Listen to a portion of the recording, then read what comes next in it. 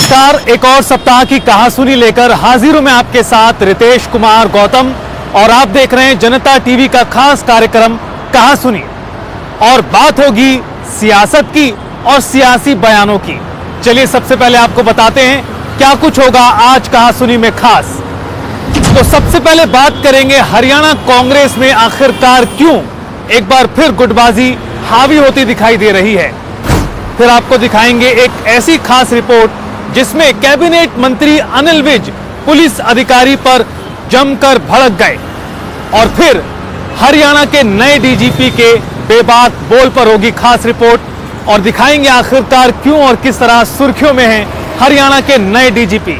चलिए शुरू करते हैं हमारा खास कार्यक्रम कहासुनी।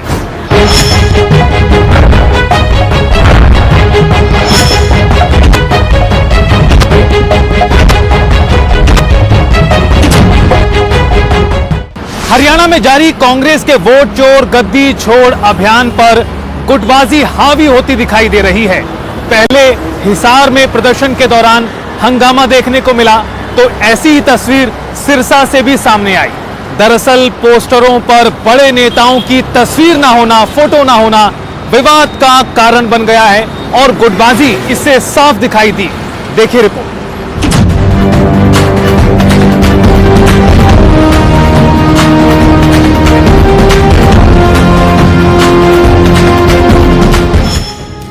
कांग्रेस में गुटबाजी फिर से हावी।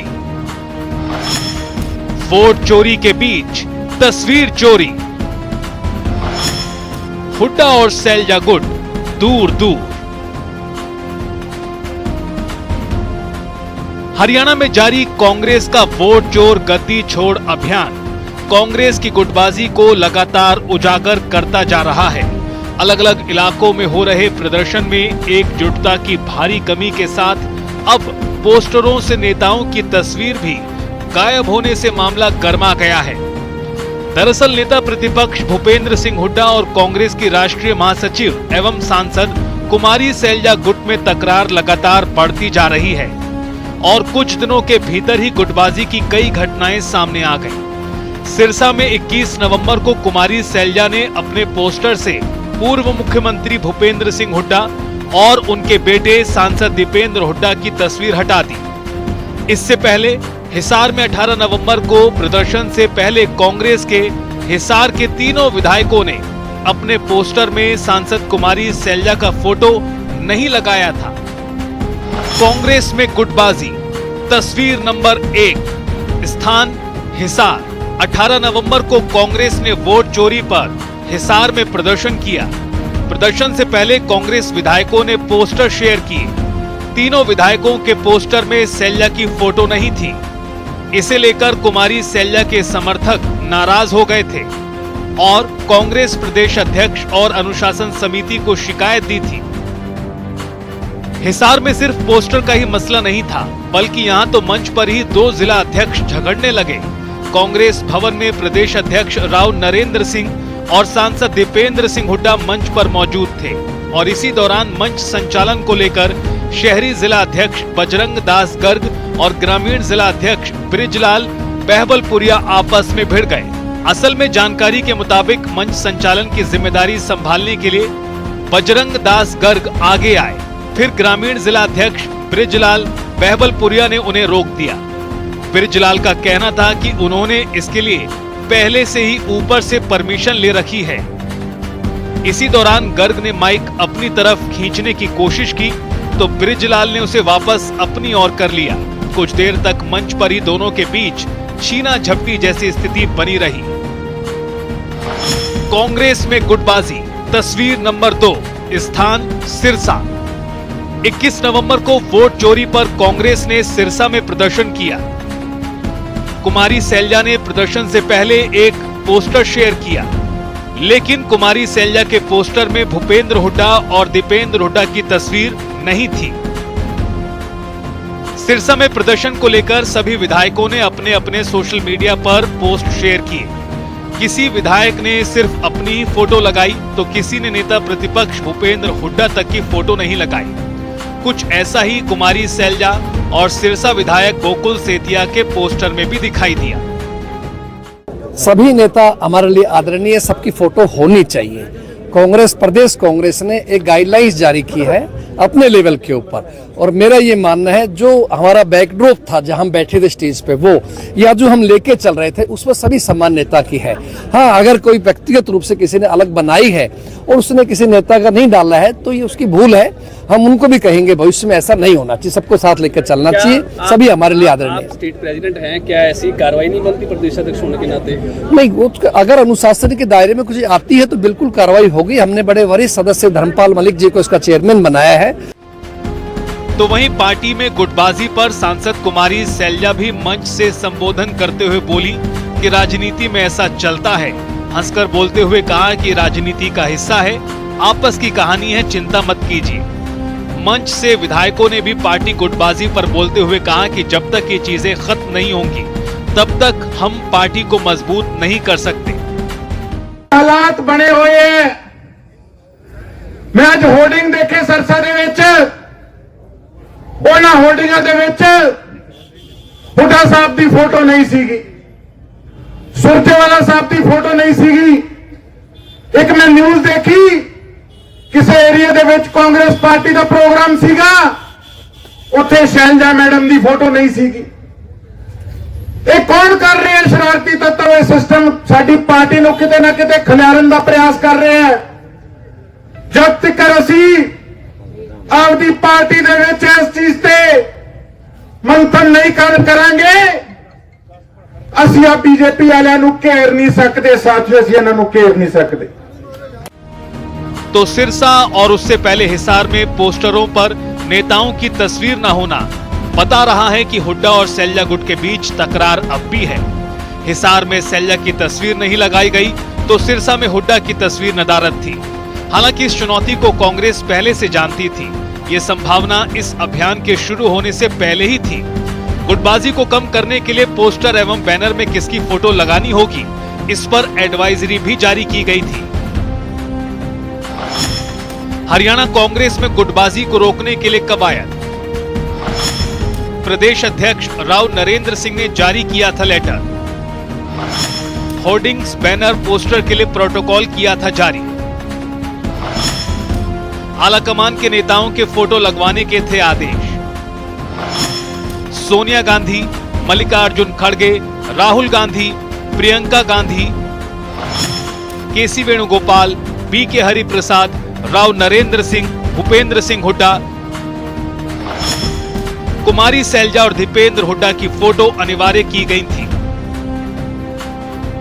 लेकिन एडवाइजरी का भी हरियाणा कांग्रेस नेताओं पर कुछ ज्यादा असर नहीं हुआ। यानी कहा जा सकता है कि कांग्रेस हाईकमान की तमाम कोशिशों के बावजूद हरियाणा कांग्रेस में गुटबाजी अब भी बरकरार है। सरकार को घेरने के लिए चलाया जा रहा कांग्रेस का वोट चोर गद्दी छोड़ अभियान विरोधियों को भी सवाल उठाने का मौका दे रहा है। स्पेशल डेस्क, जनता टीवी। हरियाणा के कैबिनेट मंत्री अनिल विज अक्सर सुर्खियों में रहते हैं, फिर चाहे उनके बयान हो, सियासी निशाने हो या फिर उनके एक्शन। बीते दिनों कैथल में भी ऐसा ही देखने को मिला, जहां एक मीटिंग के दौरान अनिल विज पुलिस की कार्यशैली से काफी ज्यादा नाराज दिखाई दिए और एक मामले में एफआईआर न होने पर उनकी बहस पुलिस अधिकारी से भी हो गई और संवाद का वीडियो हो गया वायरल। दिखाते हैं आपको।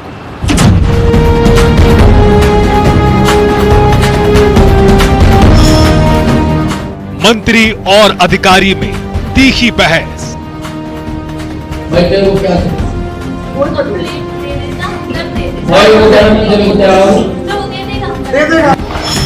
एफआईआर नहीं होने पर भड़के अनिल विज। भाई आपने मुझे पहले का नहीं पता क्या मेरी बात गलत है। पहले किया सस्पेंड, फिर फैसला वापस। ये मीटिंग खत्म होने से पहले एफआईआर दर्ज कर छोड़ दूंगा, नहीं तो सस्पेंड करूंगा। ये तस्वीरें हैं कैथल में बीते दिनों आयोजित की गई जिला कष्ट निवारण समिति की बैठक की, और इस समिति के अध्यक्ष कैबिनेट मंत्री अनिल विज हैं। आम जनता की परेशानियों की सुनवाई के दौरान विज का गुस्सा कैथल पुलिस पर जमकर फूटा। कारण था कार्रवाई ना होना, एफआईआर ना होना। अलग अलग मामलों को लेकर अनिल विज पुलिस अधीक्षक से लेकर जिम्मेदार मुलाजिमों से काफी नाराज दिखाई दी। लेकिन एक शिकायत को लेकर मंत्री अनिल विज और इकोनॉमिक सेल के इंचार्ज इंस्पेक्टर ओम प्रकाश के बीच तीखी बहस हो गई। मामला आर्थिक अपराध से जुड़ी शिकायत का था। मंत्री विज ने आरोप लगाया कि पुलिस के अधिकारी ने धोखाधड़ी के मामले में 0 एफआईआर दर्ज करने के उनके पहले के निर्देश की अनदेखी की। मौके पर ही अनिल विज ने फोन पर शिकायतकर्ता से भी बात की। भाई एफआईआर दर्ज कर रहे हैं हम, तेरी स्टेटमेंट दे दें हम। हाँ यार, जो सिस्टम है ना, ये जो तेरे को इन्होंने 5 महीने में नहीं बताया, वो मैं तेरे को 2 मिनट में बताऊं। एफआईआर हिंदुस्तान में कहीं भी दर्ज हो और एफआईआर दर्ज करके उसको चंडीगढ़ भेज दिया, ठीक है ना? वो नहीं कर रहे ना, हम दर्ज कर रहे हैं। जब दर्ज हो जाएगी अपने कार्रवाई करेंगे।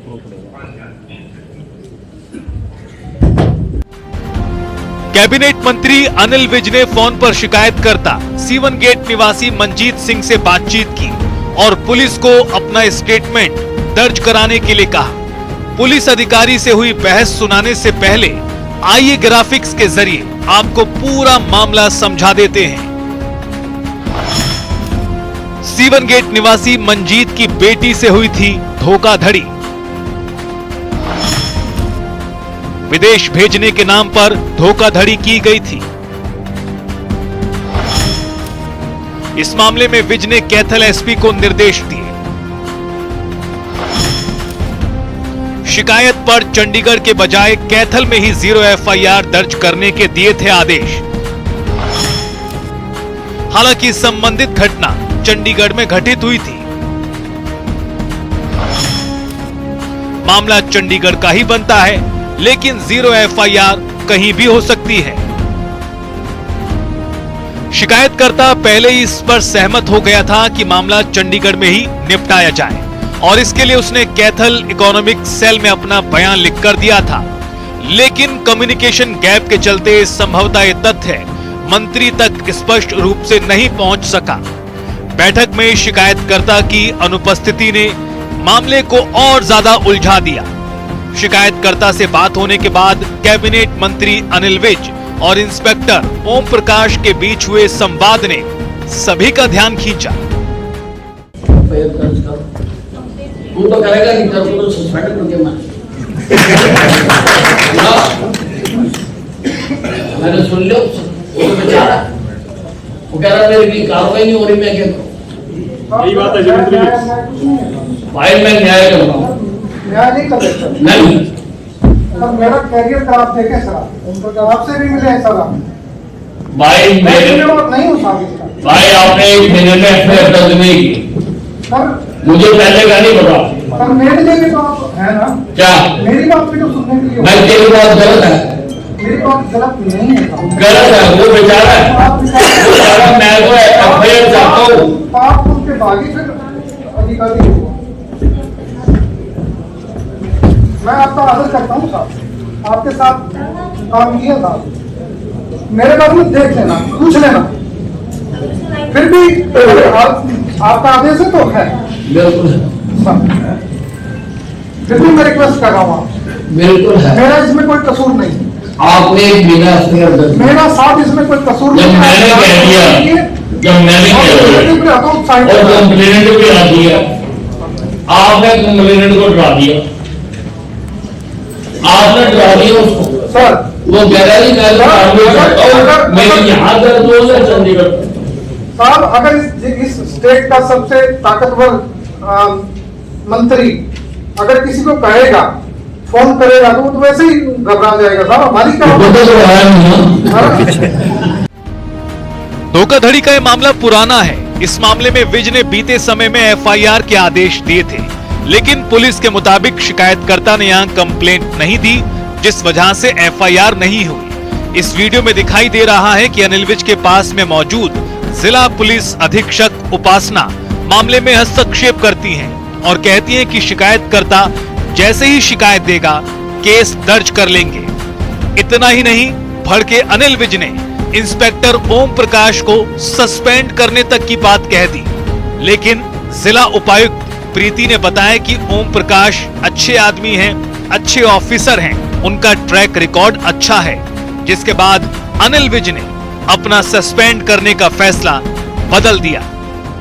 सर आपके आदेश की पालना करते हुए सब कुछ किया। क्या तकलीफ है भाई, तेरे को क्या तकलीफ?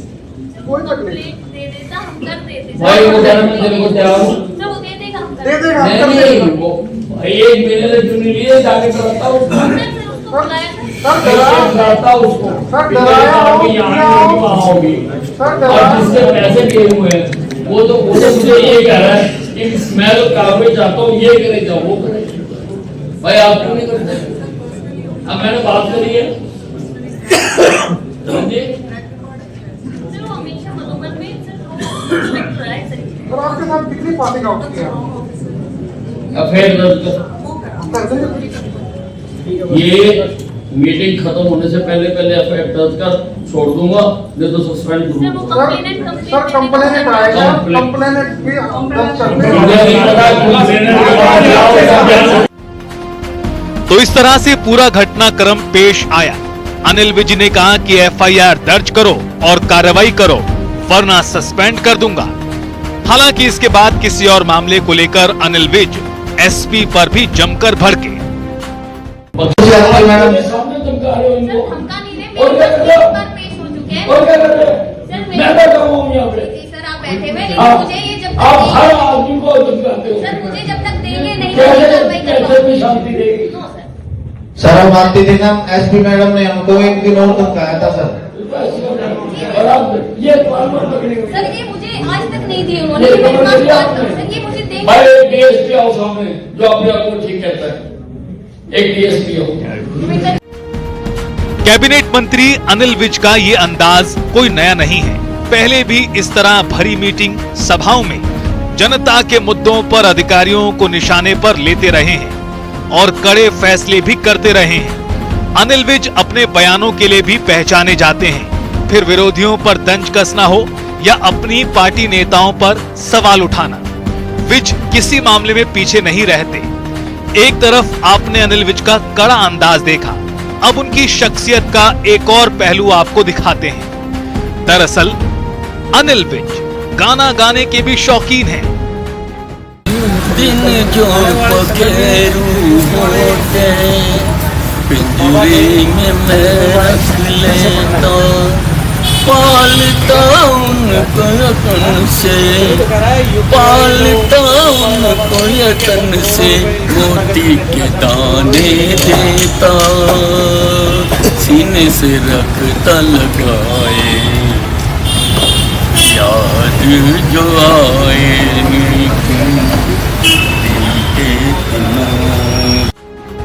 जी हाँ, यही है अनिल विज की पहचान। कभी राजनीतिक कड़वे शब्द तो कभी गानों को गुनगुनाना। स्पेशल डेस्क, जनता टीवी। सियासी कहासुनी और सियासी बयानबाजी तो आपको लगातार सुनाते हैं। चलिए अब आपको दिखाते हैं हरियाणा के नए डीजीपी ओपी सिंह पर एक खास रिपोर्ट। दरअसल पद संभालने के बाद से डीजीपी ओपी सिंह लगातार सुर्खियों में हैं। फिर चाहे उनके काम करने का स्टाइल हो या उनके बेबाक बोल, चारों तरफ चर्चा है। देखिए।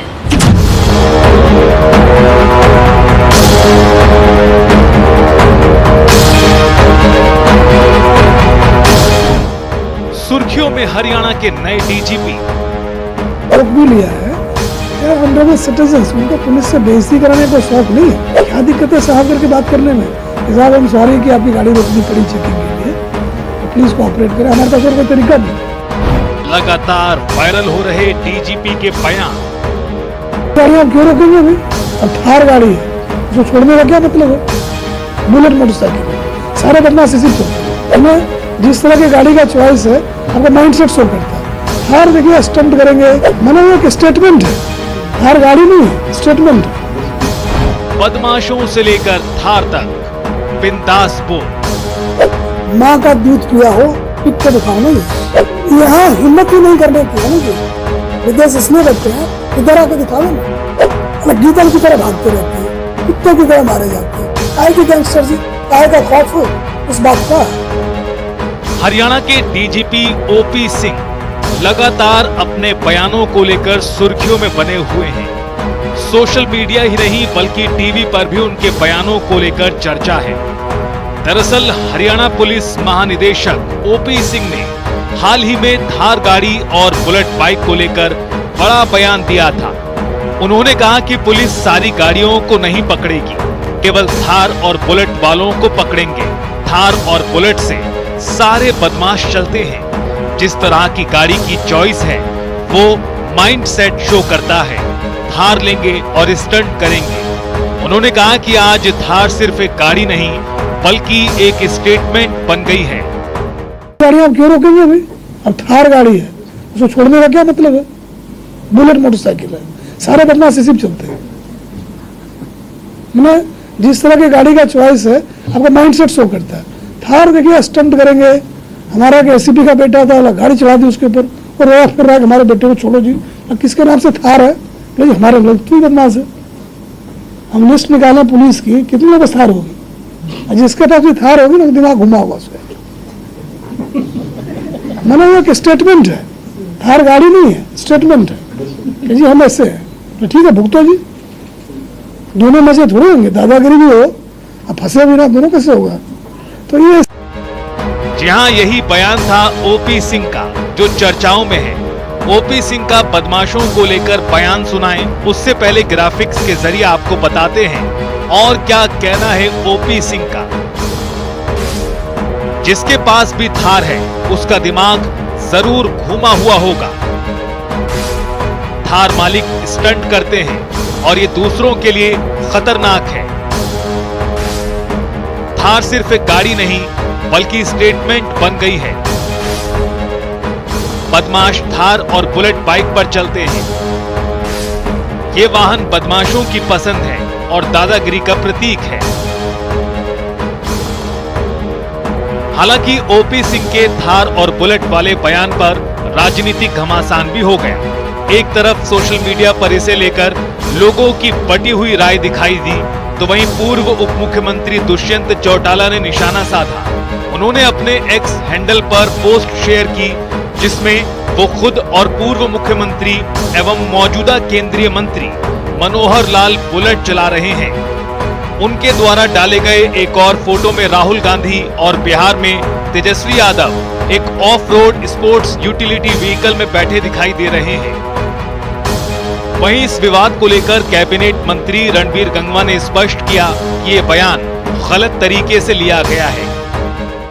देखिए, जहां उन्होंने कहा है तो जो कुछ एक लोग जो होते हैं, जिस तरीके की हम भी आम जीवन में देखते हैं कि कोई जो पटाखे बजाते हैं जिस तरीके से बुलेट में और में, उनके बारे में कहा है। सभी के बारे में मैं समझता हूँ नहीं कहा हुआ।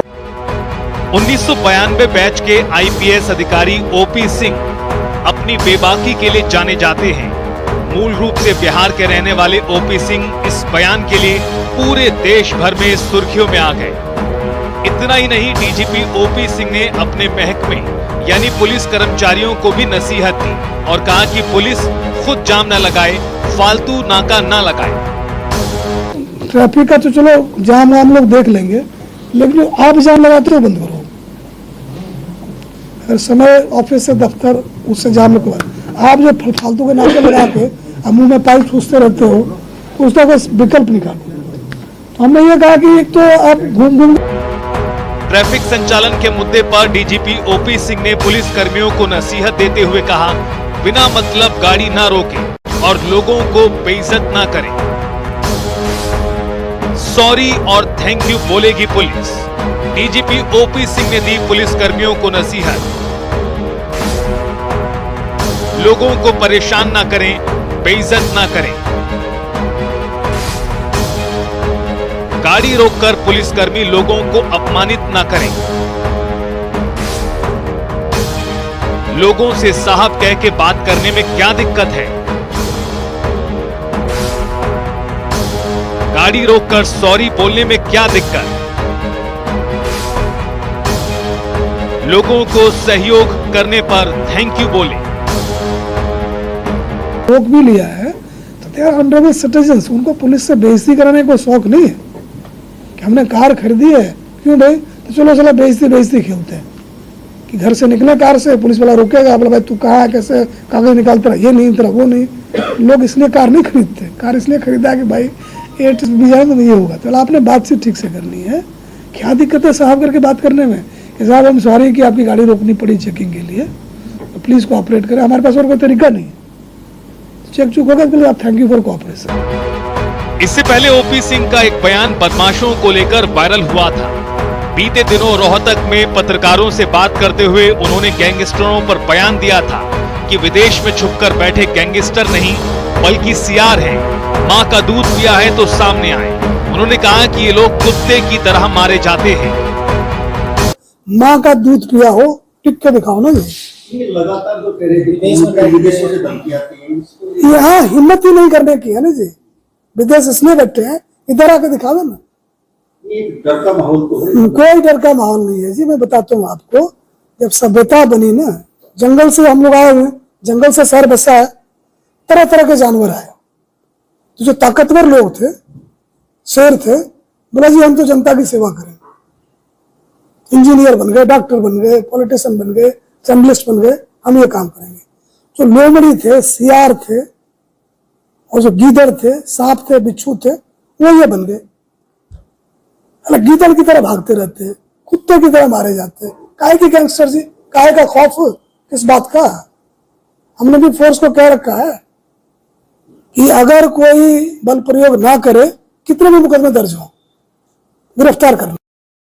ओपी सिंह जहां बदमाशों गैंगस्टरों को खुली चेतावनी दे रहे हैं, तो पुलिस कर्मियों को भी सही से काम करने की नसीहत दे रहे हैं।